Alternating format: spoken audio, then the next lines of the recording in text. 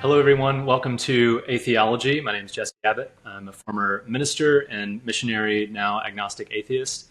And today I have my friend Zach. I'm going to let him introduce himself, and then there's a little bit of backstory between us. But Zach, welcome, and thanks for coming on to this really very first episode of Ætheology. So we'll hand it over to you.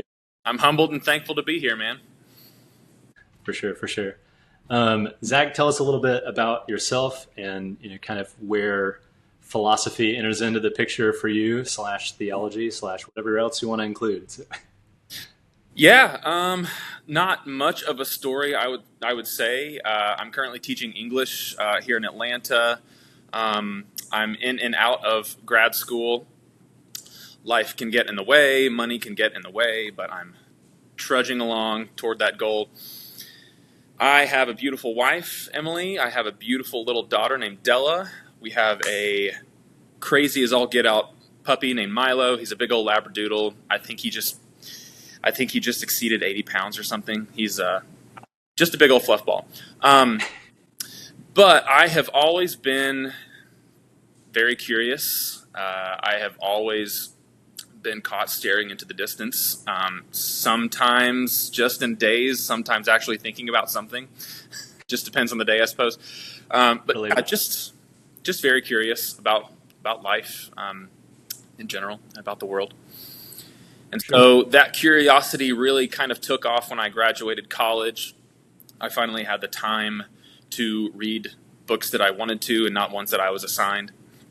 So I had all this new freedom and power, but I quickly found out that there is a whole world to explore. If I didn't know it before, I knew it then. So I just kind of started devouring anything and everything that I could. I was reading, an inch deep but a mile wide. I was reading a little bit of this, a little bit of that, and it was all great, but I quickly became very crippled by just how much there was to know. And so I would say that kind of kept on for a few years, and then a couple of years ago, I don't know, I just kind of matured out of that or something, got out of my 20s, and decided, hey, I'm gonna try to, I don't know, just kind of pick a focused path with all this and be a little bit purposeful about it. And so I just decided to start studying some philosophy. Enrolled at Biola, Talbot School of Theology. Credit-wise, I'm about a year in. I'm on pause right now. Yeah, we'll see. Like I said, how that goes. Anyway, and I have not looked back since. So, well done.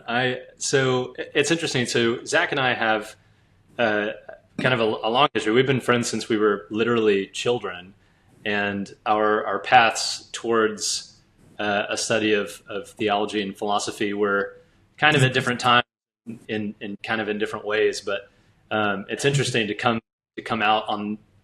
Well, I'm not going to even say the other side because it's an ongoing exploration of worldview. But we've come to this point in our lives, and we're about the same age, and but have come to pretty radically different conclusions around our worldviews. Again, I'm an atheist.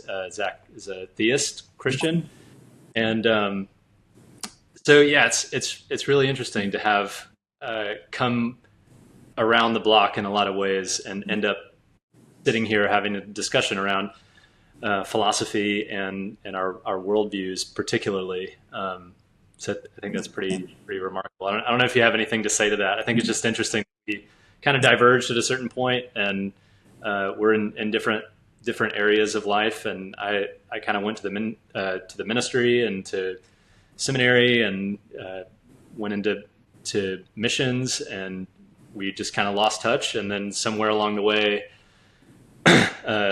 you were doing ministry and going into ministry and studying theology, and we reconnected for a variety of reasons. But right, I don't know if you can say that, but no, that's true. I do find it fascinating that two people can read the exact same books and articles and stuff over the years and be shaped intellectually by the same kind of material, but can so radically branch off like that. I think it's fascinating how much people's stories come into play, and just the different experiences and backgrounds that we have that inform, how our noetic structure is built and what we come to believe and the directions we come to go off into when it comes to belief and desire and everything else. It's fascinating just the impact of experience and story, I think. Yeah, absolutely. I mean, I think that really leads us into kind of the crux of what we're going to talk about today, specifically around worldview and individual philosophy. Philosophy itself is this enormous sweeping attempt at collecting the mess of reality into sort of buckets that we can examine and explore, and that sort of leads into worldview and what worldview is and how it's structured. And I think there's a lot of crossover between just the idea of an individual's worldview and just philosophy in general, because ultimately, whether we want to acknowledge it or not, philosophy is shaping and has shaped the way we look at the fundamental questions and fundamental elements of how we see the world, how we see ourselves in the structure of what that is, and how we relate to each other, how we relate to knowledge and just existence broadly, and value, ethics. Like how we look at all these things. So I think they're obviously inextricably tied to each other, but I think there is a little bit of a difference between like philosophy proper and like a worldview. I don't know if you'd want to speak to that specifically, and I'll chime in on my own perspective on that. Maybe your personal perspective on just worldview in general and philosophy in general, and I'll give mine. Yeah. So just like asking what really is a worldview, and maybe how that is different from a life of philosophy. Yeah. Sure. I read a quote from this scholar named Mary Midgley. She actually likes to she calls it like a world picture, right? It's this kind of imaginative vision of how the whole world is, what the universe actually looks like, right? And whether or not we've thought a lot about that world picture, whether it's at the forefront of our minds or somewhere hanging out in the background, intuitively, I think we all have some kind of world picture. It's like this, like I see it as a kind of an existential map, or like a cosmic outlook that helps us orient ourselves to reality. And they always include, and I'm kind of pulling a lot tonight from this great book out of Oxford, I think, from Roberts and Wood, Intellectual Virtues. And they kind of talk about how these world pictures, they always include a little like, you are here, dot, right? Like a map you see in the mall or something. That kind of shows where at least we think we are within that map of reality. So yeah, I don't know, like our worldview or our world picture is, I think, going to include answers to, life's big questions, right? Questions like, I don't know, like where'd we come from? What's the meaning of life? How can we tell right from wrong? What happens after death? What's all this for? I don't think many people stop to take this time to just think about their answers to these questions. That's not to say that, like I said, they don't have intuitions about those in the background. But I think instead we just have these intuitions, right? They just kind of get maybe absorbed by osmosis through culture, culture shaping institutions, education, entertainment industry, church, family. And it can seem like kind of like a daunting task to like slow down long enough to be like, does my existential map actually line up with the way the world actually is, right? We have like this natural desire to make sense of the world. We're meaning-seeking animals, as it's so often said. But yeah, I don't know how often we take the time to stop and think about that. But yeah, that's what I would say as far as worldview. I didn't know where you wanted to take it from there. Yeah. I think, it's interesting. So I, for those watching, I really want to keep this conversation away from debate. Obviously there's going to be disagreement. Like obviously, Yeah, yeah.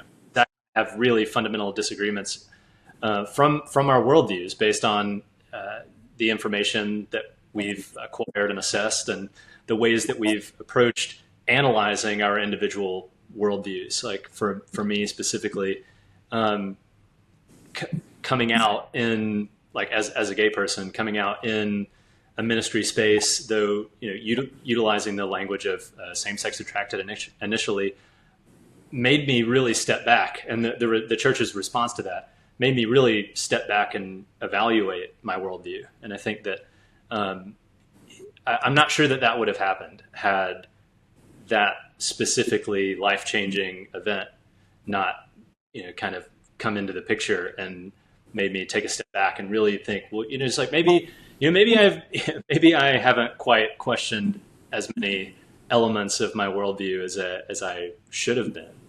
And broadly, I think worldview is our personal philosophy, and I don't know if you want to frame it. I don't know how accurate that is in terms of like definitions, but I think that my worldview is my philosophy of ethics, my philosophy of science, my philosophy of like logic, and like how I deduce things and how I infer things. Like as I said before, I think they're kind of tied together in this kind of really serious way. But yeah, I mean, to go about answering those kind of big, deep questions, you really have to do some sort of critical thinking at some point, think about them philosophically. So it really does go hand in hand, like you said. Yeah. Yeah. And it's interesting. I think it is a privileged position, like this conversation, to have had access to, philosophical education at some level and theological education at some level. I think it is a pretty privileged position. Not everyone has access to that kind of information, which is why this conversation is so important, I think. And I hope that this dialogue continues to be helpful for someone as they're on their journey of assessing like what even is philosophy in the first place. How does my worldview fall into this, what seems to be this huge ivory tower of discussion and inquiry? And it is a huge, messy, complex world. Like philosophy is not, again, it's not just one thing. It's all these extra layers and subdivisions and subdivisions of subdivisions. And it can go on forever. And it does certainly, going back to your story, it seems to be extraordinary. I mean, even to me now, extraordinarily daunting to think, the more I study in a specific area of philosophy, the more I realize that even within that specific area, there's so much that I'll probably never really completely understand, and never really completely be able to dig in at the level of others, or even just, for my own satisfaction. I don't know that I'll ever really quite have a full handle on it. Right. Yeah. I don't know how your experience would inform that too. I know we've kind of spoken about that already, but yeah, well, I mean, it does seem bottom, right? And really, the second you begin to take some part of the world, or take something that you believe and, look under the hood, or kind of see what's up, or get to the bottom of it, you realize just how deep reality is, just how much depth there is to the world. So yeah, it's a task, but I do think it's a task that is exhilarating, and we can talk about that here in a minute. But yeah, absolutely. I view it as an worldview, like uncovering rather than worldview constructing. It's sort of like you're uncovering the layers of maybe things that you already believe, or maybe things that are new to your worldview position and unique philosophy. I think it is really like it's worldview discovery, it's worldview exploration, and that's how I view it. And I hope that that's sure how other people will view it as well. I think it really is. It's like doing archaeology on yourself at a certain level. Sure. And how all of the interplay of all of these elements that we experience in society are informing what our worldview is going to be made up of. Sure. That said, I think going into kind of the meat of uh, certainly an area that will probably divide the two of us and many people hopefully who are watching. And I think I'll go ahead and say this on the outset. It's been interesting. Like I've talked to several people who have been, oh, you and Zach are gonna like go to bat and you're gonna set him straight. And it's like I don't. That's really not the point. And I don't know where along the way. I mean, I know that there's a whole area of collegiate scored debate and like all this. There's a whole science of it, and it's framed deeply around like reason, logic. Like I understand all that. And I think it's important at some level, but at some point we decided that an atheist Christian having a conversation was like some kind of boxing match, and it's so Right. so not. It's really more of like a chess game after dinner. Yeah. Kind of at least that's how I look at it. It's Yeah. really more of just like we're having this dialogue, and I think it's important, Right. and we're interested in it. And I don't really hold on to any part of my philosophy so tightly that I couldn't be convinced at some level that I've totally missed the mark and completely am thinking about something in a fallacious way, or there's something that I've missed in my own approach. So Yeah. that's why I think that conversation is really the way to go on these kinds of things. And yeah, Yeah. I love, so, for those watching, we did like a test run to make sure all the cameras were working and stuff. Had a good conversation the other day, and Yeah. we had a great conversation about this, and I just wanted to kind of revisit it. What seems to be increasingly difficult in today's Western world is to see like another human being who happens to disagree with you or see the world differently as a human being. And not only as a fellow human being, but a fellow human being who, by and large, has so many of the same core fears, desires, hopes, dreams, anxieties, joys as you do. yeah, That's not to say you haven't pursued those kinds of things sometimes in radically different ways than the other person. sure. But we have a hard time seeing past those different ways that we pursue our same desires as fellow human beings. It takes a lot of humility and self-denial, I believe, to look past that and see that this is another human being that really ultimately wants the same thing that I do at the core. And Sure. that I think In so many ways. Yeah, absolutely. I think that's true. We just pursue our desires as humans sometimes in radically different ways, like I said, and I think it's worth visiting those ways that we may pursue our different dreams and desires to maybe come to some sort of common ground and see past that. But yeah, I like what you said about conversation versus debate. We talked about this the other day. I'm just not very. I know that there is a place for formal debates. I think that they can be very, very helpful and very clarifying, both for those involved and those looking on. It does seem that the ultimate goal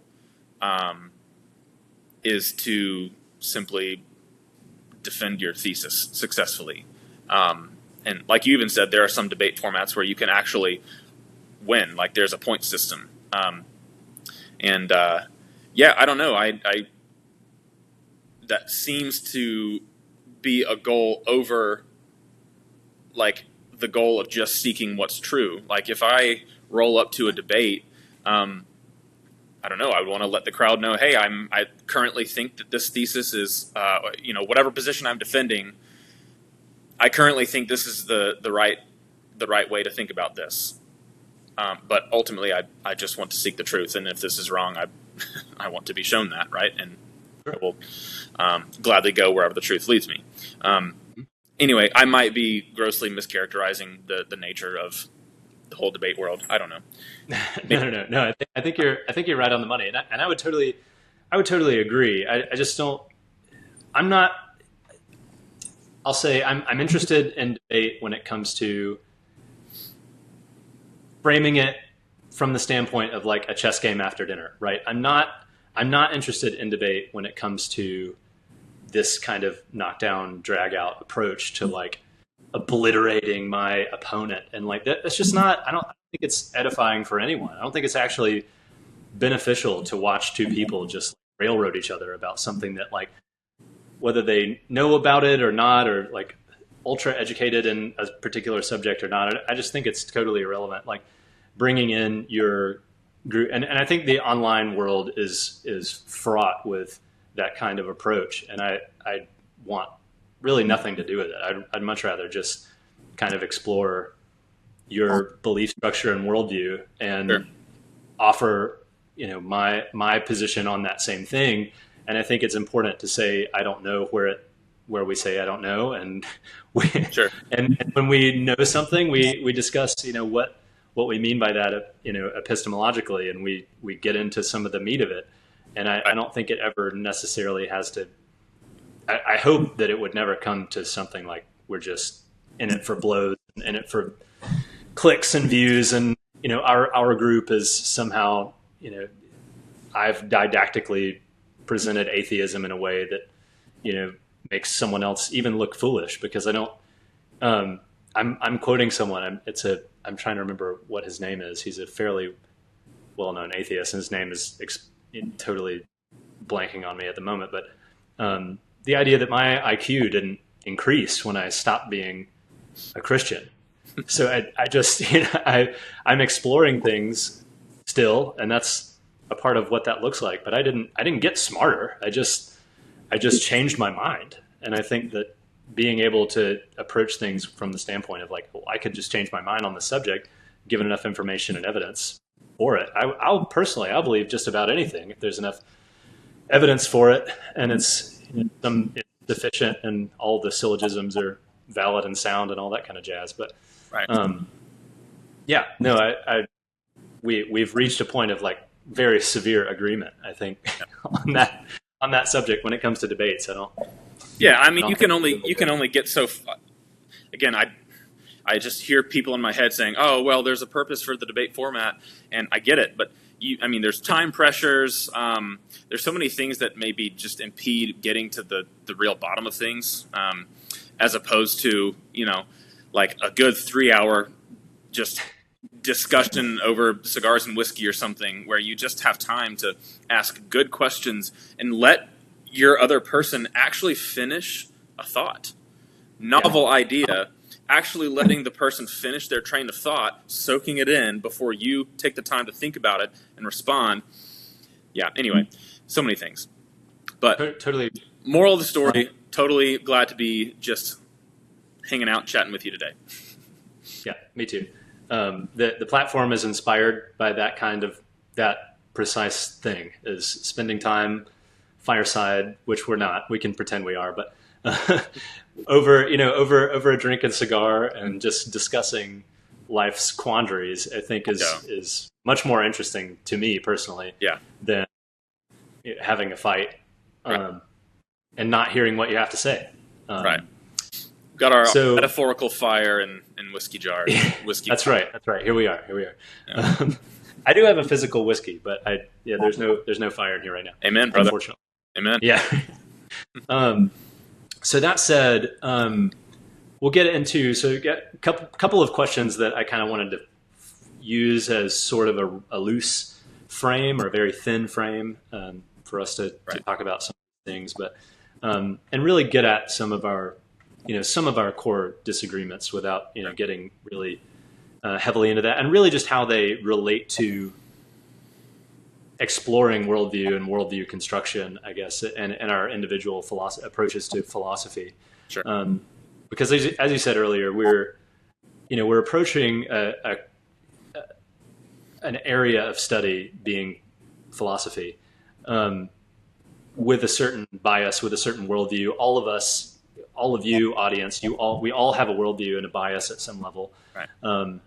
And I think A, exploring what those are is extremely important, and B, hanging a question mark, in the words of Russell, hanging a question mark on the things that we've held to be, for granted, Right. for a long time. And I think that's really important on both sides, from an atheistic standpoint and from a theistic Christian standpoint. I think that's really important. So that said, so two things: would you consider yourself doing uniquely Christian philosophy as you're exploring philosophy? And that said, how would that be characterized in your exploration and in your approach to philosophy itself? Yeah, well, I tried to take some time to think about what that actually might mean. Like, okay, what is Christian philosophy? What would that even mean? Yeah, I don't know, and you may not even characterize yourself as a Christian philosopher. I don't know. This is a question from my end. Well, my short answer would just be I'm a guy who's pursuing philosophical questions from a Christian worldview. So I suppose my answer to the actual question would be I don't think that I'm doing something called Christian philosophy, because I don't think that's its own dedicated discipline. I think that you just have the discipline of philosophical inquiry, and then everyone kind of approaches that general discipline from their own perspective or worldview. I just happen to be approaching it from the Christian worldview. Like, we're all just hanging out in this commons area that is the world of philosophy. We're all generally asking typically the same types of questions. Some of us happen to subscribe to this system of belief, while others happen to subscribe to a different one, like I would say. So, yeah, Mm-hmm. like I said, I would hesitate to say that there is something that actually is called Christian philosophy. Like, maybe one misconception would be that there's a specific set of sub-disciplines or questions that are cordoned off only for people who are Christians. Like, Christians have a claim on this corner of the philosophical world or something. It's like you take any subfield or field of philosophy, and there are people from all different walks of life and backgrounds in that particular subfield. So I do like that kind of idea of we're all just kind of coming to the same table, and having these discussions with each other from our different backgrounds. It deepens you as a person. It makes you a more well-rounded person. But yeah, I don't think that I would be doing Christian philosophy. I think I'm a dude who likes doing philosophy who happens to be a Christian. Yeah, I really like that characterization. And there are people that would say that they are doing Christian philosophy, which I find really, really interesting, just because, and we'll get into Wendelben's quote in a second, but the idea of picking something apart and analyzing it, I think in the same way that we do the scientific method for empirical data that we're analyzing in the world, approaching that with a stated bias, I think is sort of poisoning the well in kind of a way. I think that's an interesting approach, and I love what you just said around all of us sort of standing in the common area, exploring all of these things from the standpoint of the various areas of Right. philosophical inquiry, and coming to sometimes radically different conclusions. It's sort of the nature of philosophy. It's not so much additive as it is divisory. I don't want to say divisive, because it can be divisive, but I'm specifically referring to the way that we kind of analyze a collection of things, and we sort of start picking them apart to see Sure. what's underneath all of them, and how all those things affect it. So, as someone doing philosophy or interested in philosophy from a Christian standpoint, how does your Christian worldview and Christian theology inform your? I guess, how does that inform your inquiry, if it does at all, or is there some way that you're weighing that up against other things? Anyway, I'll let you speak to that if you want. Yeah. Well, I just first wanted to piggyback off of what you just said about kind of what we're all doing in the first place. And it's interesting to think about, a world where, you know, all of these like different areas of inquiry were all being pursued by groups huddled together with their own people, right? Like, I feel like you just would never get to the bottom of things. You would have blind spots accentuated into infinity, and I think that's the beautiful thing about us all just coming to the table or the common area.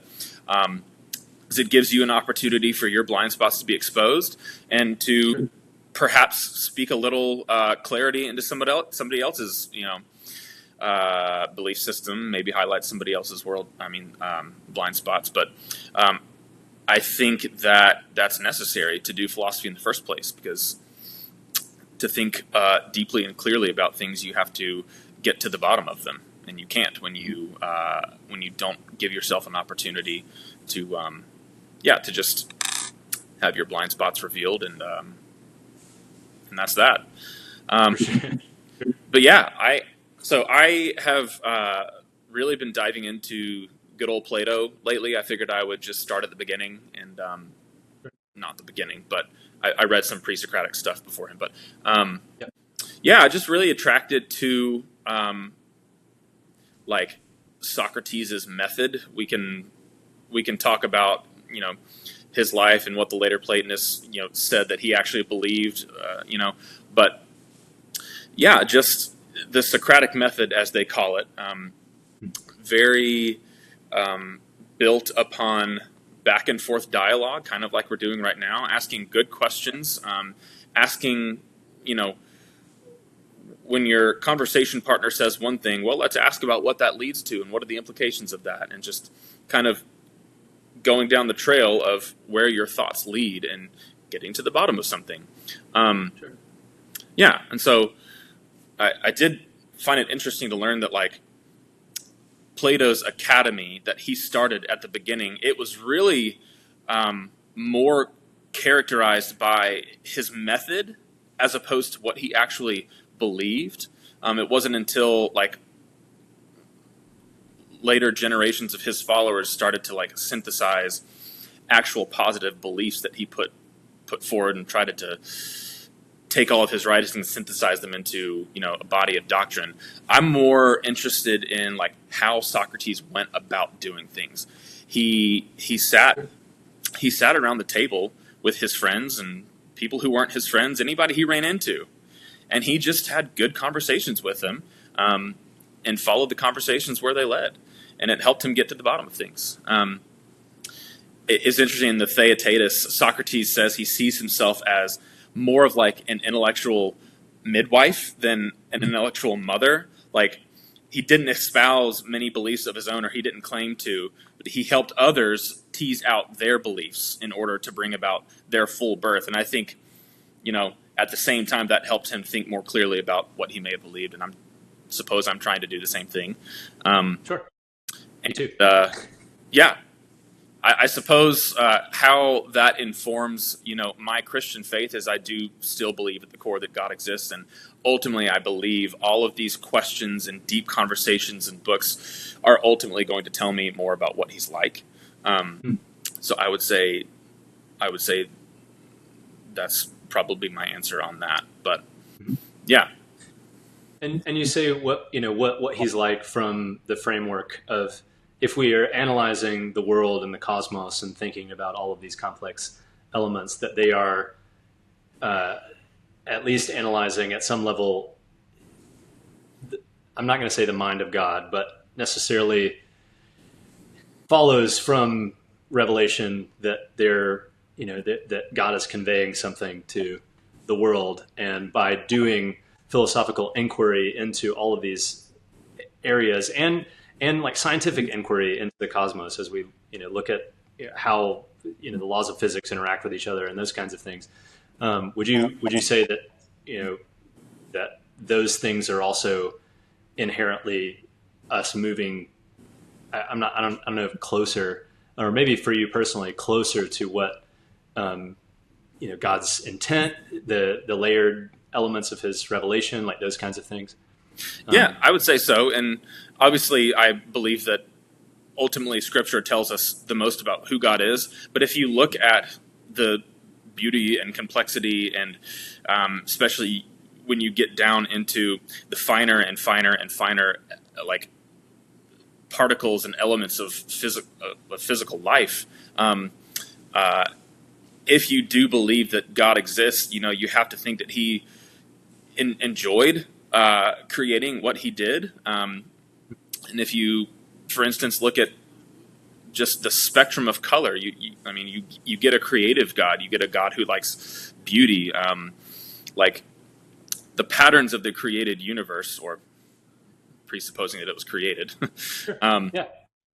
I would have to tell us about, maybe what God liked to do. I don't think that He would create a universe that He didn't want to create. So the patterns that you see in the physical universe perhaps tell you a lot about what he likes and what He wanted to create, which I think maybe could tell you a little bit about His mind. But yeah. Sure. Yeah. And I think, for the audience, it's interesting.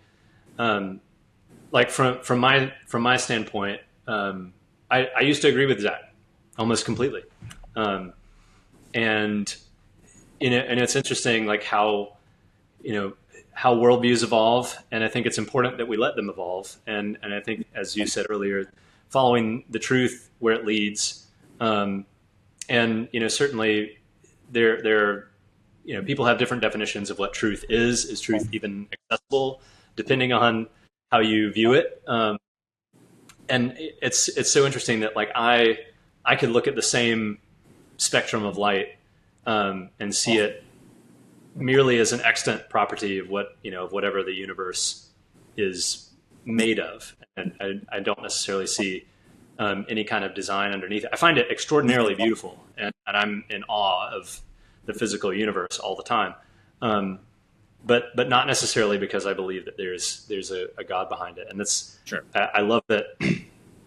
Again, having this conversation, and I hope that this will inspire other people to have conversations with people that they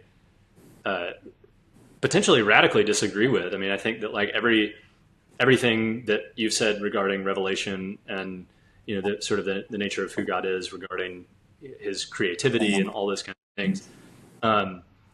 My position as a self-characterized agnostic atheist, some people call it a lack theist, some people call it weak atheism. I'm not defending the proposition that there is no God. I'm defending, I'm really just essentially hearing your case for the existence of God and God's work in the world, and essentially saying that I'm unconvinced of that proposition.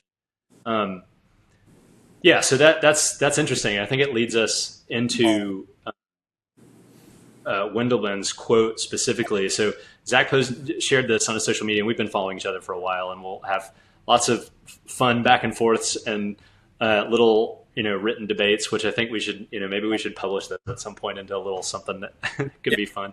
Yeah, it's little dialogues between us that could be fun. But from your standpoint as a Christian doing philosophy in the modern world, and I don't know how much of the classical view of doing philosophy or even like Leibniz view or whatever on trying to essentially create a theory of everything, which is in a lot of ways classic philosophy is sort of centered around the idea of providing an answer for like how the universals all work together. Modern philosophy isn't necessarily so much geared that way. It's really fairly niche, and people specialize in things, which was not necessarily the case forever. Yeah, and so the idea of like a grand narrative has kind of fallen out of favor. So you would basically say that like the modern approach to philosophy really is more interested in explaining or accounting for like little pockets of reality or something, and not so much trying to synthesize everything. Or yeah, but potentially, I think that's just kind of the way that it's gone in terms of like how people are studying philosophy now.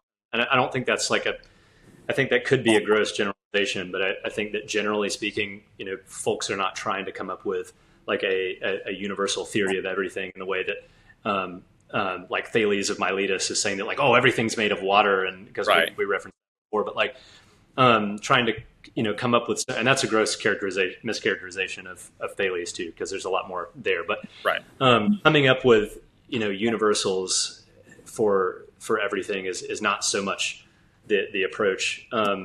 Although it is interesting because all these areas do inform each other. So like as we're looking into, if we're thinking about metaphysics, we're utilizing logic at some level to analyze arguments in metaphysics and a variety of things. So I think they are connected, and it's hard to totally separate all of them because if we're talking about anything, we're talking about linguistic philosophy, and we're leaning into like Wittgenstein's view of word usage over meaning, like, or words intrinsically having meaning and like that kind of stuff. But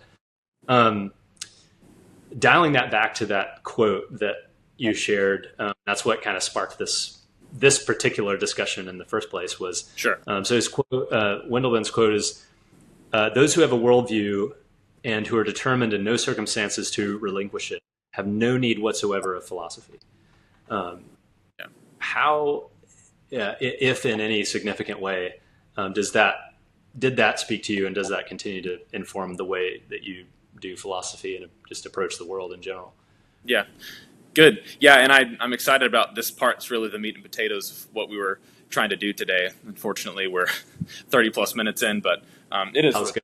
Actually, I'm gonna.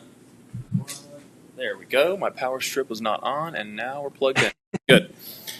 Cool. So, I'm about to die. Yeah. So Next.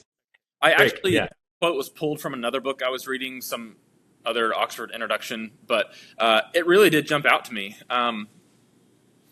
Yeah, I don't know. Like, I feel like for a lot of people, the world of philosophy is just a bunch of, like you said at the beginning, like out of touch, socially awkward old men just sitting in armchairs, splitting hairs about things that no one really cares about. And I do think that there are, other misconceptions about what philosophy actually is. And I want to obviously define our terms, so we'll get into what really is philosophy. But there are so many. I don't know, like, people think maybe that it's just too hard to do. It's just not interesting. It doesn't matter for everyday life. There is one especially troubling misconception for me that comes specifically from Christians, actually, and they'll say that philosophy is somehow like dangerous or off limits because it's become so secularized and anti-religious. And like, to a degree, I can understand why you would say something like this. For the past, few hundred years since the birth of the Enlightenment, right? Philosophy departments have been pretty well dominated by a naturalist, more physicalist explanation of the world. Maybe in the Western world, I should clarify. But yeah, man, really in the past, 30 to 50 years or something, you have really seen this huge boom or renaissance of interest, specifically from theists, like Christian theists even, who are not only intrigued by the kind of questions philosophy helps to answer, like those big, deep, important questions like we were talking about, but there's also just this other little pesky assumption underneath all of this, and that's that philosophy only happens in the university, right? It only happens in the classroom. It's only something that professors and scholars do.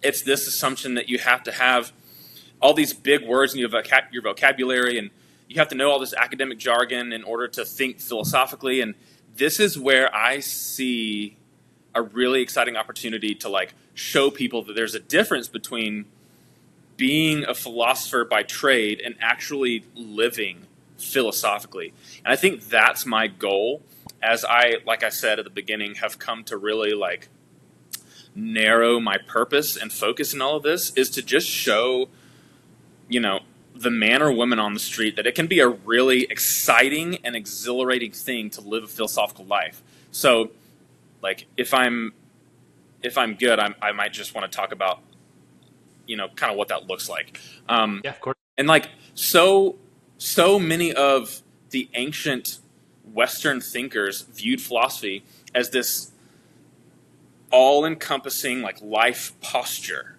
that was just good for your soul, right?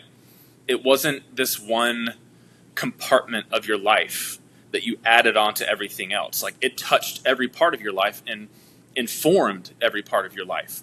Kind of the same way that Plato thought about virtue, right? He says that virtue isn't just like an add-on to our emotions and our intellect and our desires. Like, it informs everything else.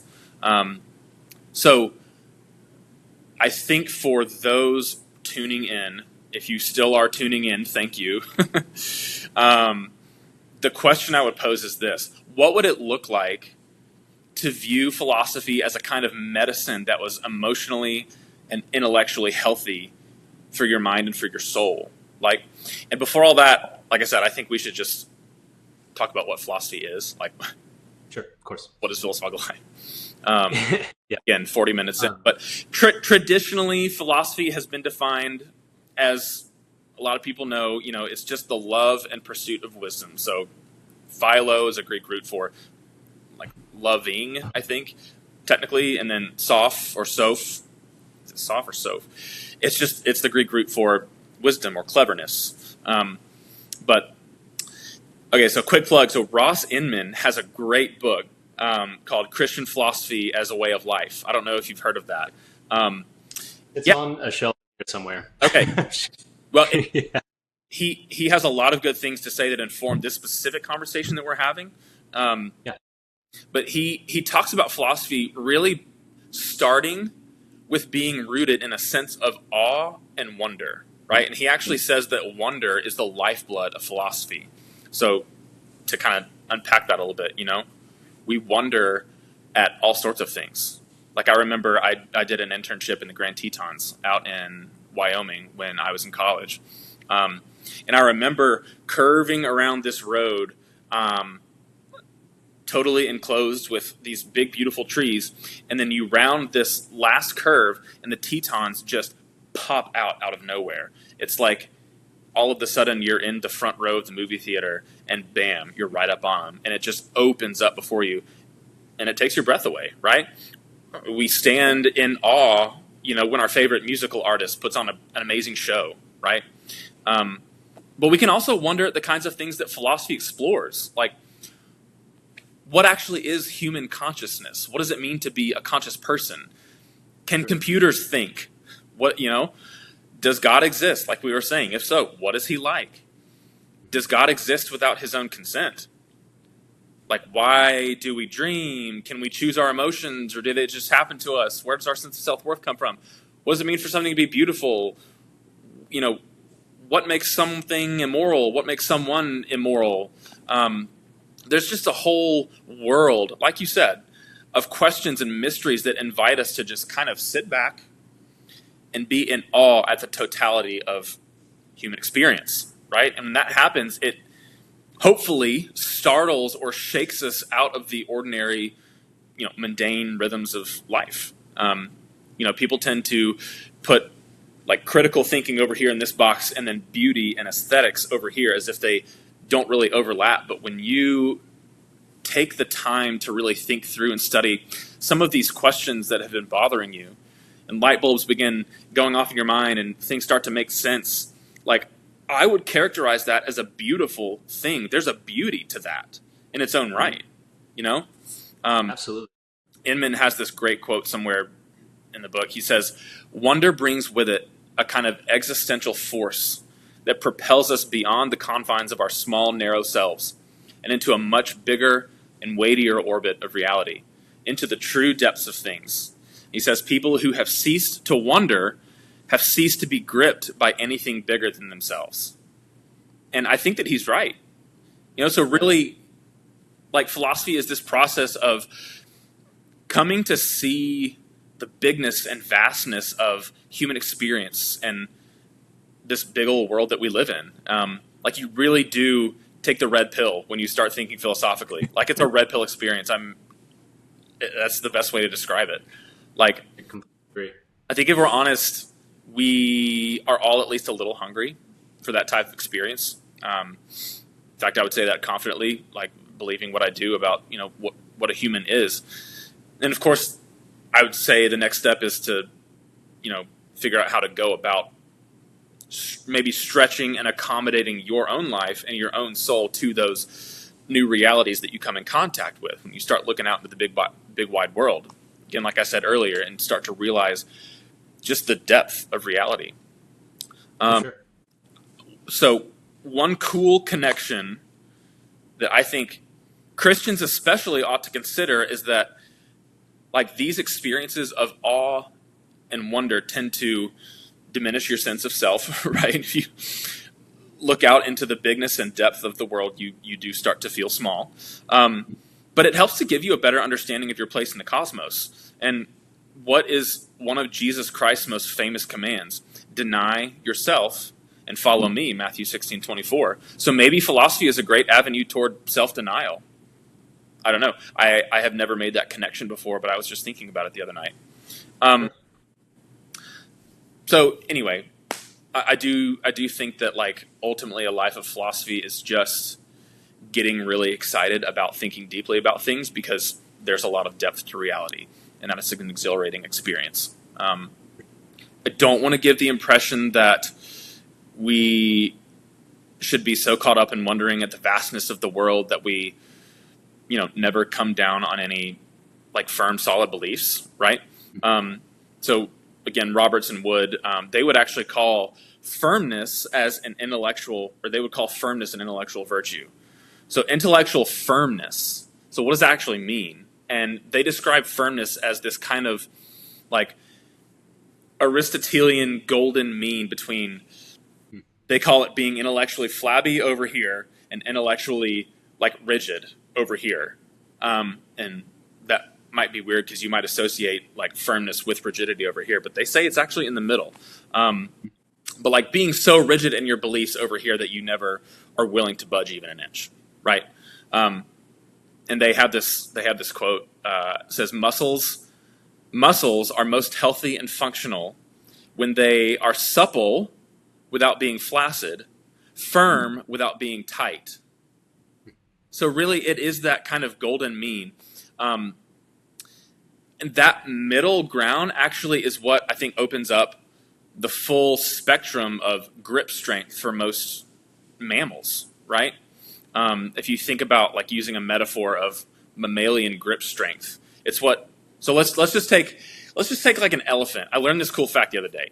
So this kind of golden mean of firmness, it's actually what allows, like, an elephant to be able to uproot a pretty decent sized tree with its trunk over here, and then he gets really tired. He goes over here and picks up a tiny potato chip on the ground with that same trunk without breaking the chip, right?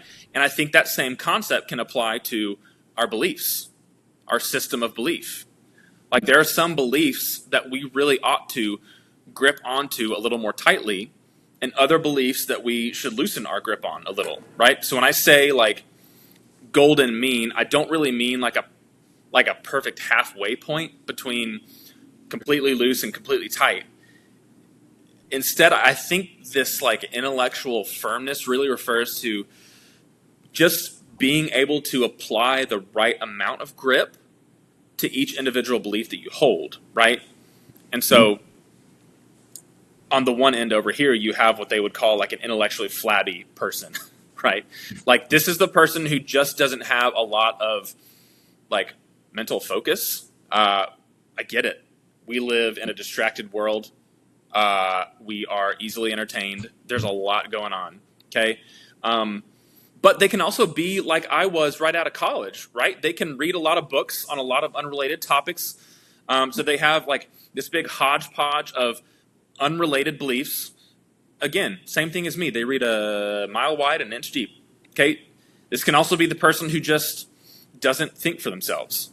You know, they sound exactly like their favorite politician or their favorite social media personality, or they sound a lot like their spouse or their best friend or whoever it is. You know, repeating all of these slogans or social media, or all these slogans or sound bites, you know, that they latch onto, whatever tickles their ears. And when you know, when their person's views change, it's likely that theirs are going to change. Okay, I think at the root, a lot of this is motivated maybe by a desire for acceptance. We talked a little bit about this the other day. Mm-hmm. That's a really strong core human need and desire. So I completely understand it. I've probably been there. I mean, I'm like sitting back and thinking, oh, well, like how many of the things that I believe are just there because I'd be afraid of losing them or what someone else might think, right? Mm-hmm. So I think that is something that none of us are immune to. Right. But just that need for belonging and acceptance, it's a core human need. Of course. But on the flip side, it is easy to just repeat a few platitudes and like stock phrases in order to be accepted by the majority of your friends and cohorts, right? So I think then you also have a lot of people who like advocate for a principled kind of intellectual like flabbiness. Like you be, so there's a guy named Sextus Empiricus back in the day, Roman Empire. He believed that the goal of life was simply not to have your emotions disturbed, right? As long as I can live in complete equilibrium, right? And when you have firm beliefs, you're more susceptible to being wrong. Is wild what this guy believed. Like that can be unsettling. So his solution was to just not have too many beliefs. Just don't believe too much about too many things. Like you can only be anxious about your, but like consider the implications of that, right? You can only be anxious, for instance, about your child being harmed if you actually believe that it's bad for them to be harmed. Right. It's a pretty selfish way to live. I hope that that's obvious to most people. Presents a whole host of other problems as well. But yeah. But there is a strand of skepticism that's kind of akin to this type of thing. Sure. And I'm not really talking about any one person in particular, you or anybody else. But essentially, it's just this kind of skeptic who will say that like you make yourself psychologically like vulnerable by arming yourself with a structure of beliefs.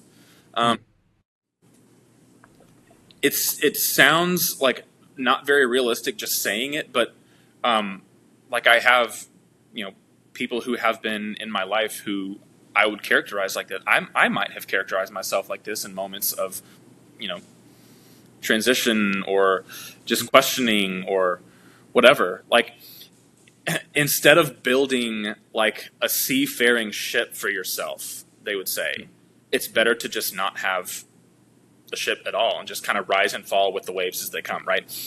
And they actually, but they boast about this being a strength. Like, because if you don't have a ship, then you don't have to worry about your ship being blown away by a storm. And to that, I would just say, my dude, my brother in Christ, without a ship, you're going down. You're gonna drown.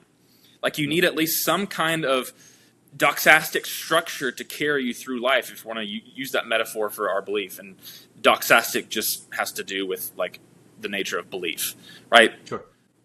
So that's intellectually flabby people. And then on the other side of this coin, you have the intellectually rigid person. So what does it mean for a person to be rigid? I'm sure that there are so many people and images that are flooding, the minds of those watching, and mine too. But like, what does that actually mean? I would say like I think there are certain types of ways you can be like an intellectually rigid person. So many different reasons why you might be that way. But I think this person tends to be very dogmatic about his beliefs. And I mean something very specific when I say dogmatic. So like, when you're dogmatic about your own beliefs, what I mean is that you are actually going to respond irrationally to opposition to your beliefs.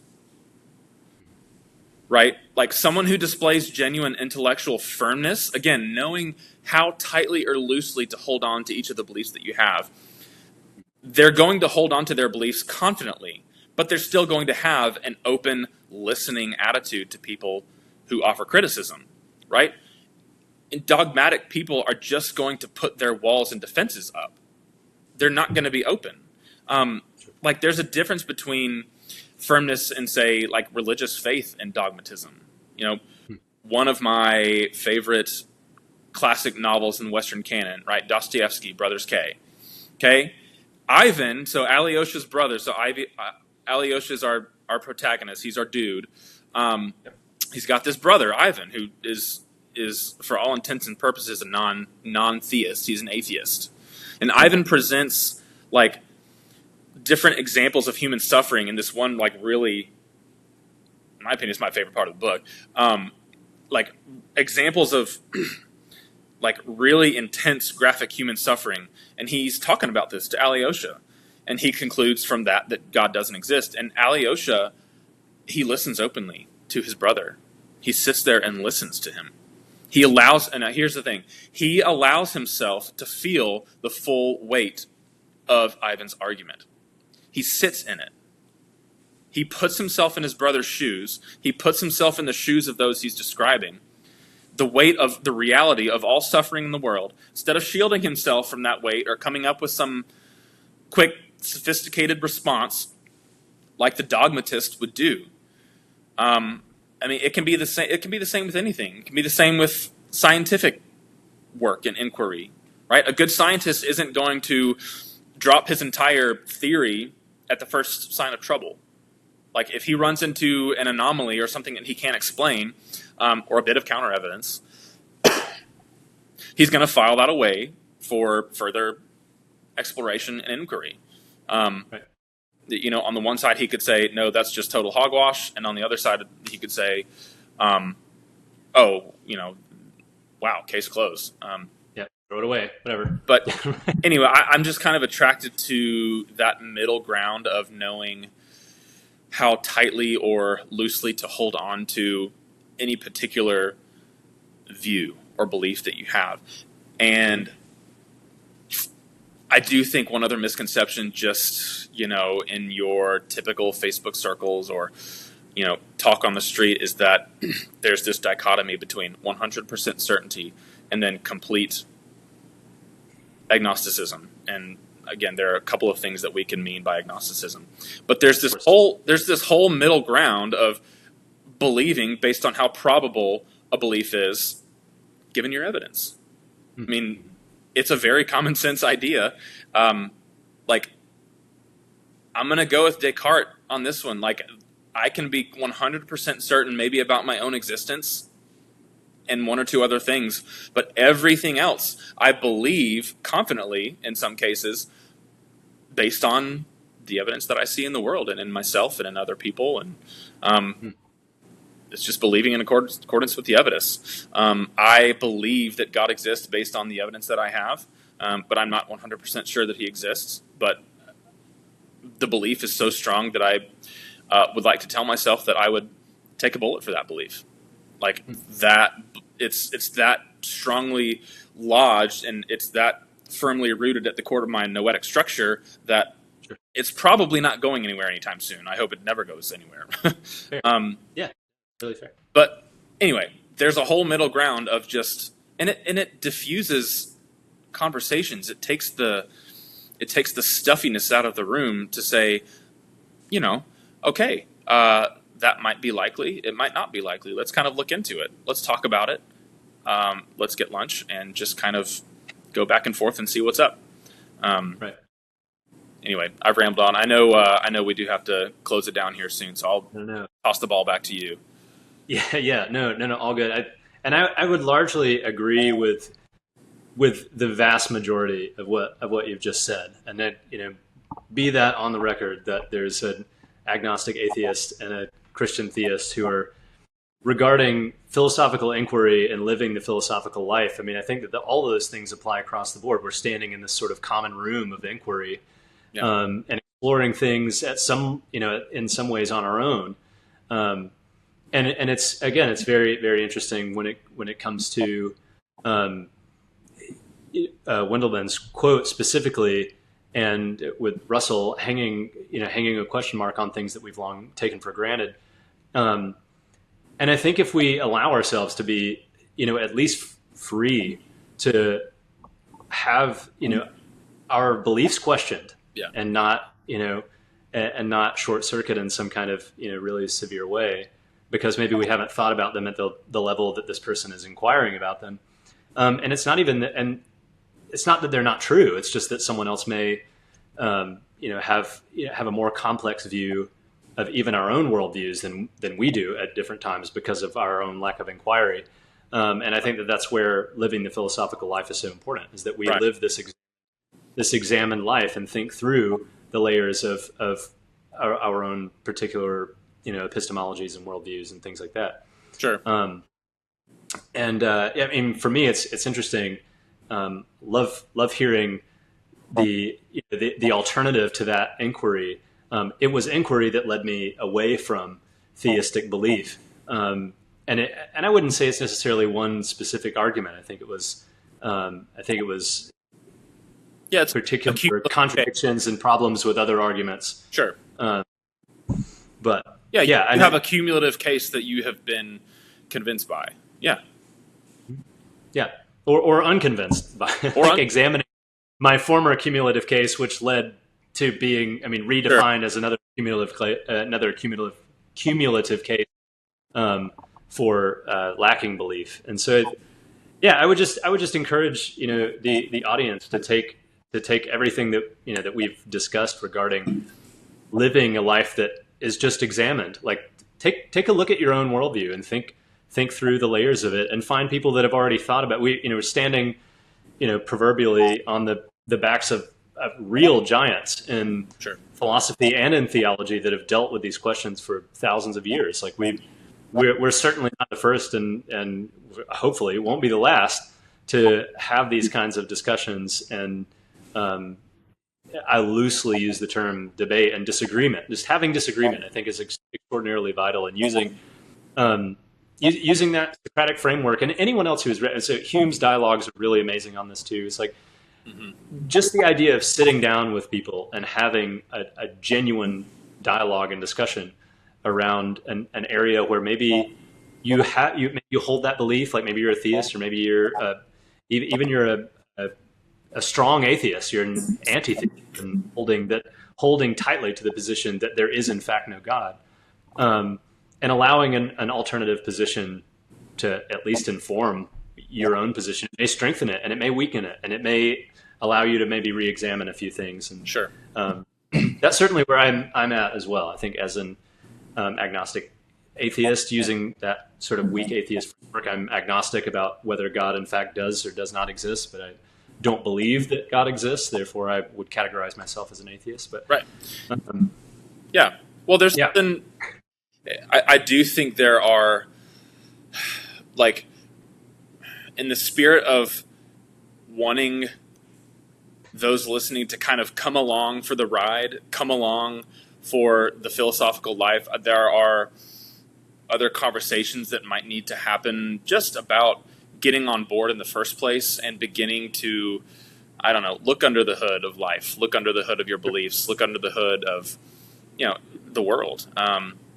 I think there are prior conversations that have to just about the nature of distraction and the nature of just, I don't know, like routines and living in a busy, Western first world. There's a lot of like stuff, I think, that, and again, it is a privileged place to have the time and margin to sit down and not only talk about this, but have the time to read this stuff. I do think that, having said that, living a life of wonder at the vastness of the universe is available to everyone on the socioeconomic hierarchy or spectrum, or those of all walks of life. I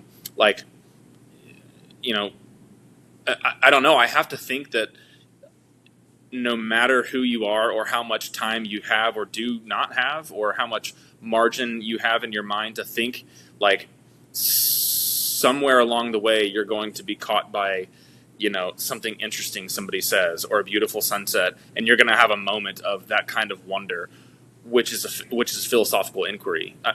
Maybe not inquiry, but it's like a moment of perhaps awakening at being curious about what is it with this? What is it with this? whatever It's, it is. yeah, it's the asking why does this work this way? Why do I think this way? Why am I thinking this thought right now? Every time this person says this thing, it leads me to think this other thing. Why does that happen? What are the connections between those two elements? And I think we're doing this all the time at some level, whether we realize it or not. And I think Sure. Really taking the time when you ask that question to really just to sit with it for a second and be like, maybe there is in fact a reason why this certain thing works in this certain way, or I think this certain thought in this certain way, or I believe this certain thing despite evidence, or sometimes in direct conflict to evidence. I think those are all really, really valuable things. And I think this is a great first episode to kind of launch the idea of exploring this meeting place of belief and non-belief in a modern world, and the fact that the two of us can sit here and disagree severely from the standpoint of, I would say, a bulk of, or at least our metaphysical worldview. Sure. Potentially some of our approach to ethics and things like that as well, but and to almost completely agree with each other. I almost completely agree with everything you've said tonight regarding living a philosophical life and approaching things and an examined life from that perspective. So, yeah. Well, I mean, that's very interesting that you say that, because it goes back to what we were talking about near the beginning, about how we often have a hard time seeing past the disagreement to the common desires that we all share. And we're kind of doing like a meta philosophy right now. We're looking past all of the disagreements and points of tension that we may have about the world to that common ground of liking the philosophical life, and like being attracted to a life of wondering at the world. And when you look past all that and you can start from that point, like you said, largely in agreement, man, I think there's no telling, how fruitful our conversations could be moving forward, having that foundation of just sharing the wonder of what it means to live philosophically. But yeah, there's a really cool thing that happens when you take the courage to begin to put not only your beliefs, but maybe the beliefs of others under more scrutiny. Courage is a virtue. It does take courage to begin to examine, some of these things that we might have held for a long time. But I would say at the end of the day, this kind of discipline brings a lot of freedom, because when you hold all of these beliefs with a grip so strong that you're not willing to release it at all, when you're not willing to examine them, I could imagine that. Well, I don't have to imagine. I lived that way. There is a lot of insecurity that comes with that, holding on so tightly to your beliefs because you're afraid to pop the trunk and look what's underneath. But there's such a freedom that comes from taking the time to dig deep, allowing the roots of those beliefs, hopefully ones that don't accord with reality, to be uprooted, but the ones that do to be rooted firmer, so that you can go about your life in this world not being so anxious about, your world being upturned all the time. On a time, yeah, absolutely. I would completely agree. There's a freedom that comes with that. So anyway, yeah, no, I completely agree. And I think this is a great place to land, and a great starting point, to many more conversations in this vein, with yourself and hopefully many others. And I look forward to that, and I think it's hopefully going to be extremely beneficial to myself, hopefully to you and to those of you who are watching. So, yeah. Zach, as always, dear friend of mine, always great to talk to you. And you too. I appreciate your perspective very much.